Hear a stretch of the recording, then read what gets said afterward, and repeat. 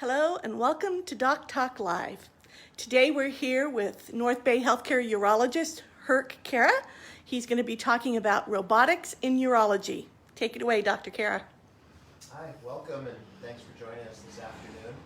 So we're going to be talking about the use of robotics in the field of urologic surgery.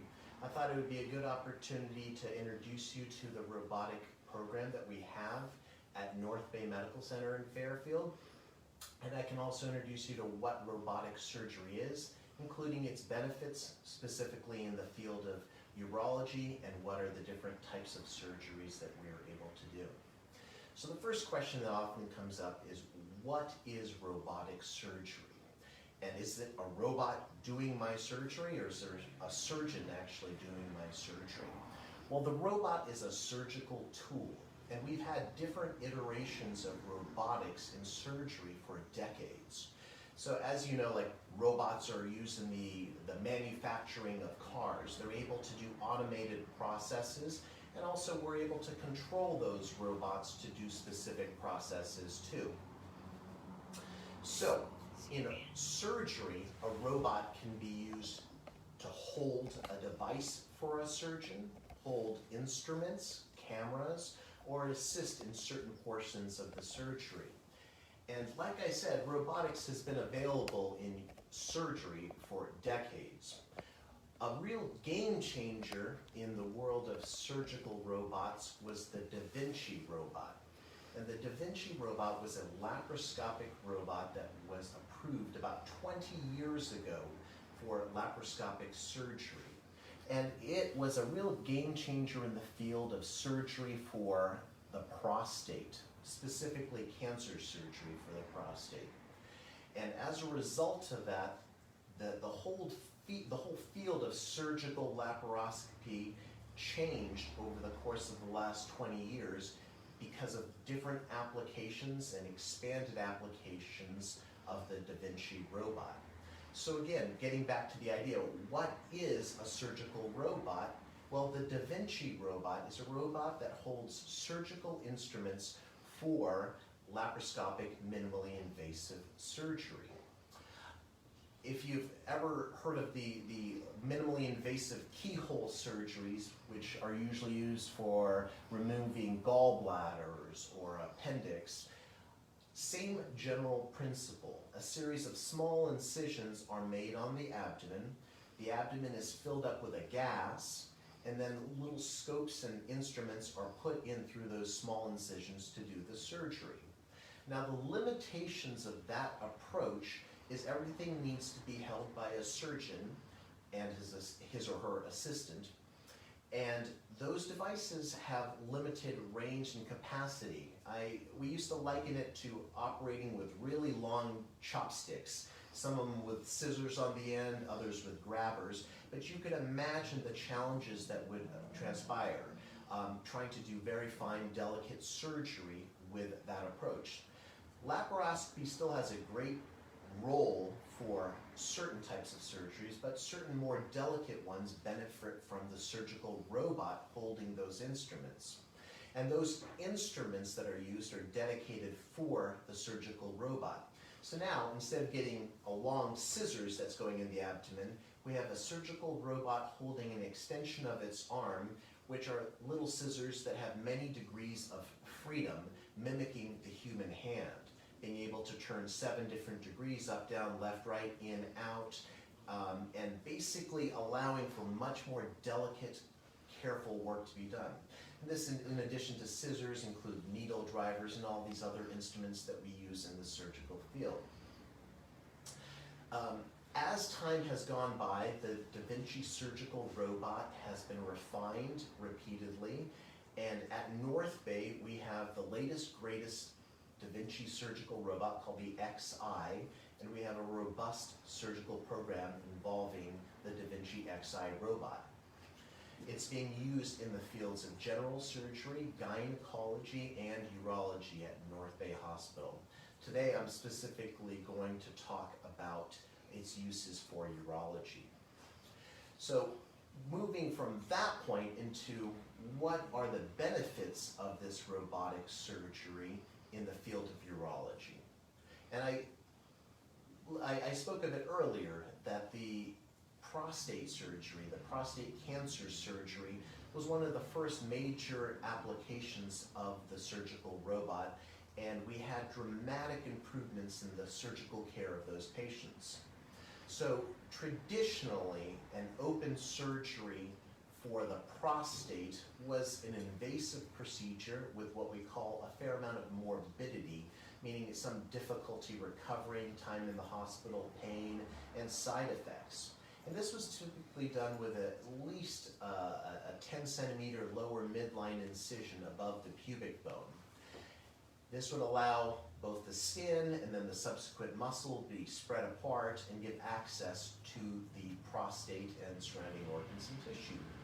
Now, the issue with this surgery was, despite having very good cancer control, that area was very deeply buried in the body and is associated with very delicate nerve structures associated with continence, staying dry, not losing control of the bladder, sexual function, erections, and there was major blood vessels and veins in that area, so there could be potentially a fair amount of blood loss. The Da Vinci robot approach to doing this surgery replaced the use of the main incision. So I'll show you on the right side, we see the traditional Just a second, incision. I'm trying to zoom in. I can bring it closer to There we go. No, we got it. the traditional incision in red on the right side in my right hand. And then you see the smaller incisions, which is 5 to 6 smaller incisions, each about 1 to 2 centimeters in length. And as a result of changing from the larger incision and less trauma associated with that incision, patients started having much quicker recoveries. This translated into hospitalizations which were previously 3 to 5 days, being reduced to typically 1 to 2 days. And how could that be a quicker hospitalization? Less pain, less need for IV pain medication, being able to get up out of bed sooner, feeling better and stronger sooner. What we also found with the minimally invasive prostate cancer surgery was the blood loss was typically a lot less. By being able to fill the belly with gas and have a camera which could go right up to the area that we're working on, which was deep behind the pubic bone, we were able to avoid those blood vessels I was talking about, and instead very carefully do our dissection, and as a result, significantly less blood loss and much better vision. As an additional benefit from this approach, those muscles associated with continence or staying dry are much better visualized and protected through the course of the surgery. What we found as a result was men were having quicker recoveries, recovery of their continence, meaning getting dry after the surgery, no longer having to wear pads or incontinence devices, was much less. These men were getting drier sooner and better than they were when we were doing the traditional open surgery. We also found the recovery of sexual function was much better through this approach. Namely because we were able to identify those sexual function nerves much better and protect them, sweep them off the prostate while not compromising the cancer control of the surgery. Ultimately, we started recognizing this trifecta of surgical care with the surgical robot. Number one, good cancer outcomes from removing the prostate with the Da Vinci robot. Number two, good continence rates. Number three, recovery of sexual function after the surgery. And this really became one of the mainstays. And now, in the United States, if you're going to have your prostate removed for cancer, the likelihood is it's going to be due through a Da Vinci surgical robot approach. So, not all hospitals have surgical robots. NorthBay, as I said, has got the Da Vinci Xi. This is the first hospital in Solano County offering this surgical approach, and we're really proud to be able to bring this to the patients of Solano County and beyond. What are other benefits of using the surgical robot? Well, as the indication applications expanded and the robot became more and more evolved, we were able to find new and more advanced uses for the surgical treatment of cancers and non-cancerous conditions in urology. And the other big application we find is in the use of diseases of the kidney, namely kidney cancer. Now again, kidney cancer was traditionally treated through either an open surgery or a laparoscopic assisted approach, which I talked about before with the old instruments. The Da Vinci surgery has allowed us to now tackle the problems of kidney cancer and oftentimes spare good healthy kidney while just taking care of the kidney cancer, meaning removing part of the kidney while protecting the rest. And how is this possible? Well, with those small instruments that control that are controlled by the surgeon, and through very careful approaches, we're able to remove the tumor and reconstruct the kidney in an effective manner that patients are able to recover quickly and the risks of complications are low. So this is another kind of game changer that we've recognized that the Da Vinci robot has allowed us, that we've been able to transition to more and more minimally invasive, so small incisions, quick recovery, nephron sparing, meaning sparing the rest of the kidney, cancer surgery. And it's a remarkable thing that we are also offering at NorthBay. Now similarly, I talked about the incisions associated with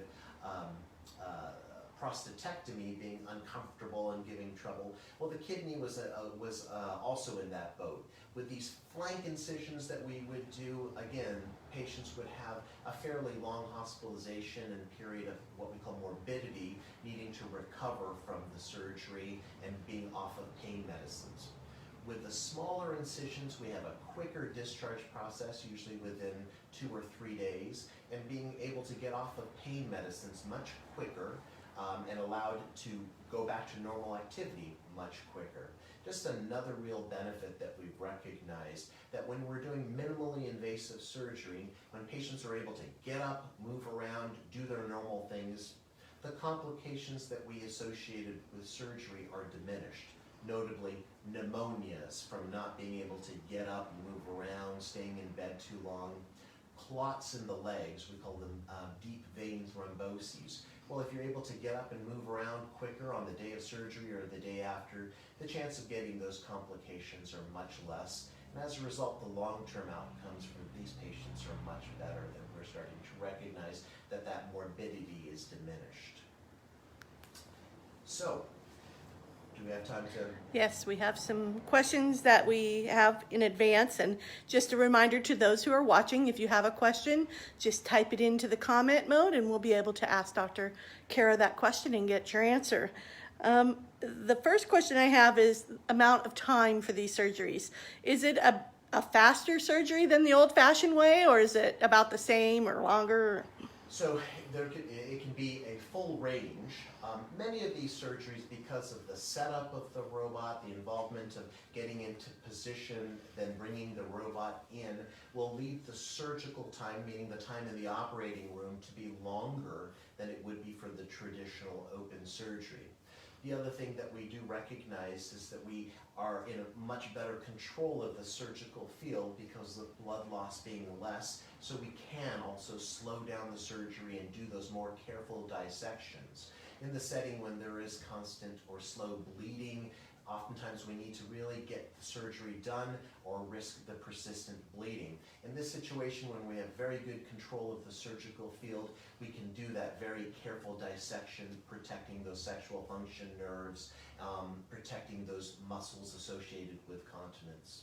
And along the same lines, what's the recovery time like for typically for these surgeries? What is the recovery from this type of surgery? So what we find, let's say for an example, the robot prostatectomy surgery.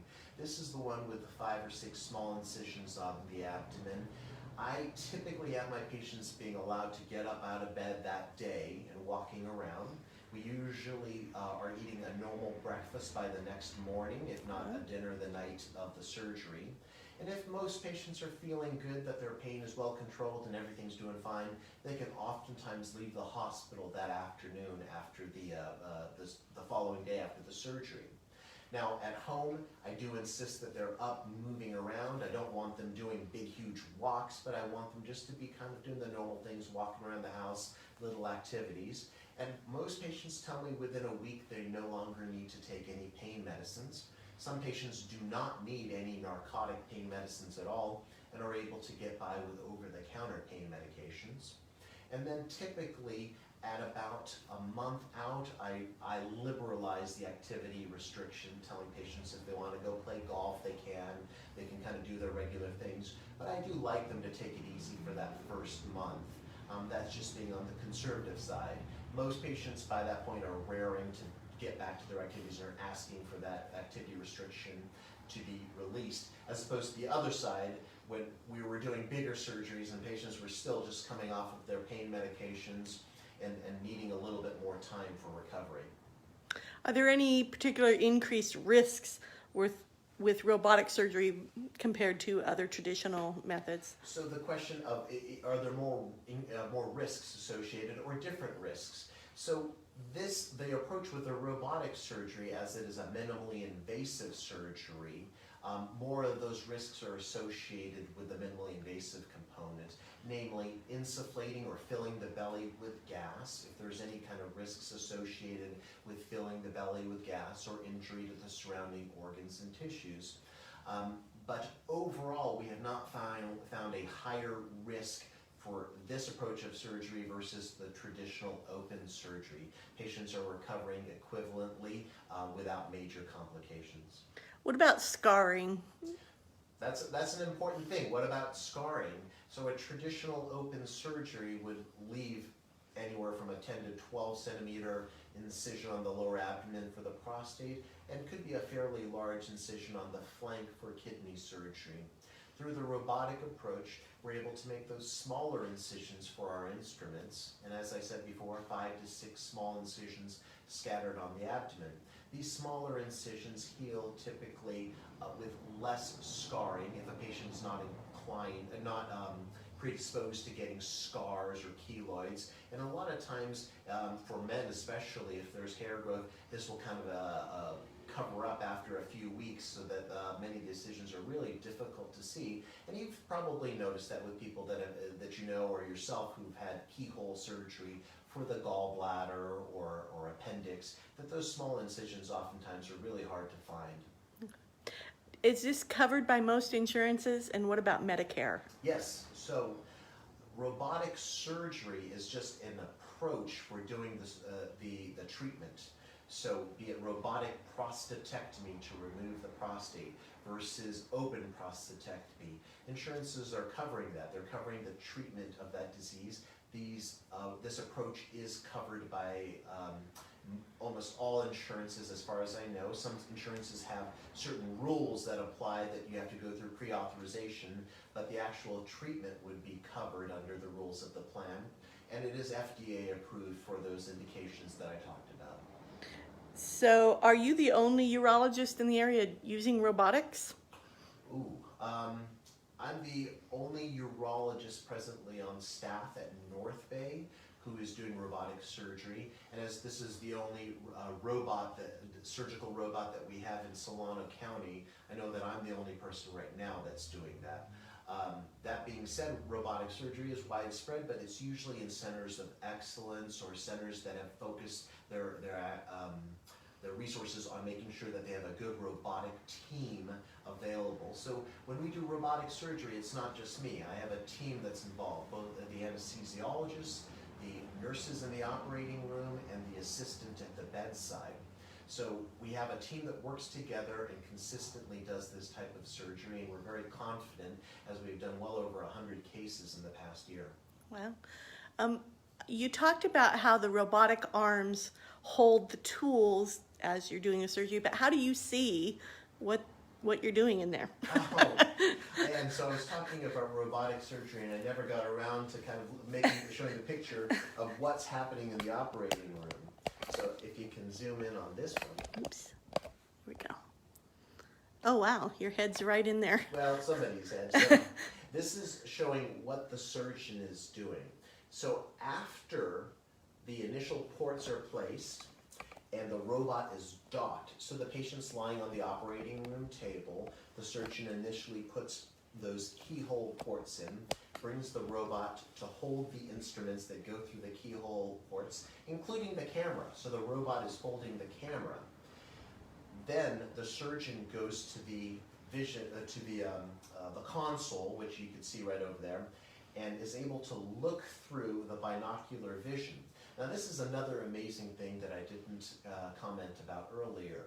The camera for robotic surgery has two eyes. So when the surgeon is looking through the console, he in fact has, or she has 3D vision, which is very different from the traditional laparoscopic keyhole surgery where we were looking at a TV screen in 2 dimensions. So with that 3-dimensional vision, we're able to control our little instruments. Our hands are on the instrument control, and we have control of those arms, so they mimic our hands. One could be a needle holder, one could be a scissor, another could be something that retracts tissue, and these instruments we're using them in concert to dissect and do the surgery. So what you do with your hands moves the handles or hands of the robot. And it's quite remarkable to see how these little tiny instruments, about yay big inside the body, holding small needles, how we're able to have these very fine movements controlling from the surgeon console. Okay. What else, anything else you think we need to know about robotic surgery and urology?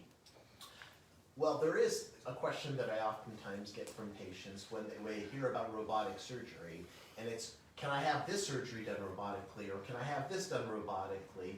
And obviously, the robot is a tool. It's a tool that we use for minimally invasive surgery to make this patient experience better, to have better surgical outcomes, better recovery.